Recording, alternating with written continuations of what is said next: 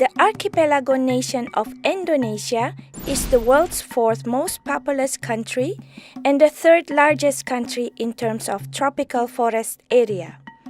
In 2010, the country's natural and planted forest areas accounted for 94 million hectares, an area the size of Tanzania. Smallholder production and industrial forestry are important sources of income and employment for the Indonesian people, each accounting for 3 to 4% of GDP. What's more, forest lands are home to millions of Indonesians from diverse cultures, whose livelihoods depend on forests and the full range of ecosystem goods and services they provide. On the global level, Indonesia's forests are also of critical importance due to their rich biodiversity and large stocks of stored carbon.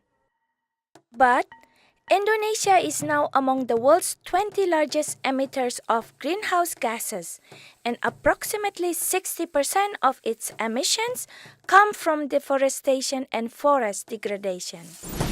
We cannot ignore the role of a forest in a climate change mitigation and adaptation. That's why we are really concerned about how do we conserve our forests. At the same time also, we have also to think that how do we develop and how do we use our resources of forests also.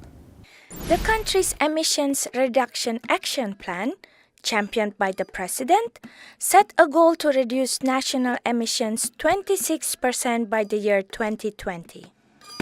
The strategy to achieve this goal rests on REDD+, or reducing emissions from deforestation and forest degradation, plus increasing forest carbon stocks through conservation and sustainable forest management.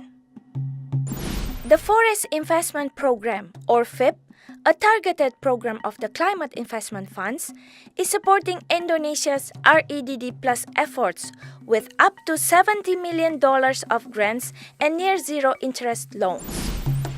The Indonesian Ministry of Forestry is being supported by the Asian Development Bank, the World Bank, and the International Finance Corporation, or IFC, to design and implement its FIP investments. FIP partners have been learning and sharing lessons with other REDD Plus initiatives underway in Indonesia, including a $1 billion partnership with Norway, the Forest Carbon Partnership Facility, and the UN REDD program. When we start working in Central Sulawesi, we try to facilitate the development of REDD Plus Task Force, led by the head of Forestry Service and composed with the multi-stakeholders institution there. Indonesia's FIP investment plan was developed using a similar model. The draft forest investment plan for Indonesia has been developed in consultation with several stakeholders, right from the government, civil society, and the private sector, and also academia. Only with this stake, where the government, the private sectors, and the community sit together, we can have sustainability in terms of managing our resources. This is a way to go, but I think I just hope that it can be shorter and more simplified. The process in Indonesia has taken several years, including complex dialogues with the multi-stakeholder National Forestry Council. But the outcome is an investment plan that addresses key interests of all stakeholder groups. FIP Indonesia is very unique. Almost 48% of the money will contribute to the private sectors. The entire loan portion of Indonesia's FIP financing will be channeled through IFC to the private sector. It will accelerate the process to, achieve SFM, and finally the ultimate goal, we can support the REDD program, introduced by the government. This program will leverage significant private investment, reduce emissions by an estimated 22.5 million tons of CO2, and generate new lessons about how to engage small and medium-sized forest enterprises in REDD+. We had the opportunity to visit a number of community forestry operations in Java and Sumatra in particular. And that provided us with an understanding of linking the forestry sector activities to the central focus of the FIP, which is reducing emissions from deforestation. FIP grant financing will be channeled through the Asian Development Bank and the World Bank.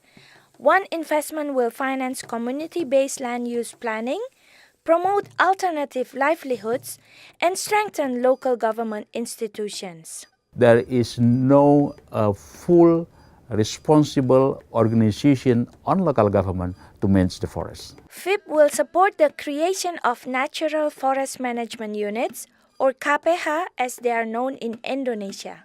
Until now, we have identified almost 600 KPH units in the whole country, but not all of them are ready to be implemented. So that is why we use FIP as the entry point. Another FIP investment will support comprehensive REDD plus action in West Kalimantan, a province with high levels of deforestation, poverty, and biodiversity. This area is very important in terms of water catchment, water control, biodiversity, and forest cover itself. You know that this forest is also very important for local people. The Dayak people cannot live without forest. Activities will build on existing partnerships with organizations like WWF and complement REDD Plus activities financed by the Global Environment Facility. ADB is looking into community-based forest management in West Kalimantan. The government received endorsement of its investment plan from the FIP's governing body and is looking forward to the important work of implementation. Mitigating climate change is also our common objective. So by doing that, we will save the world, we will save the human, we save our planet.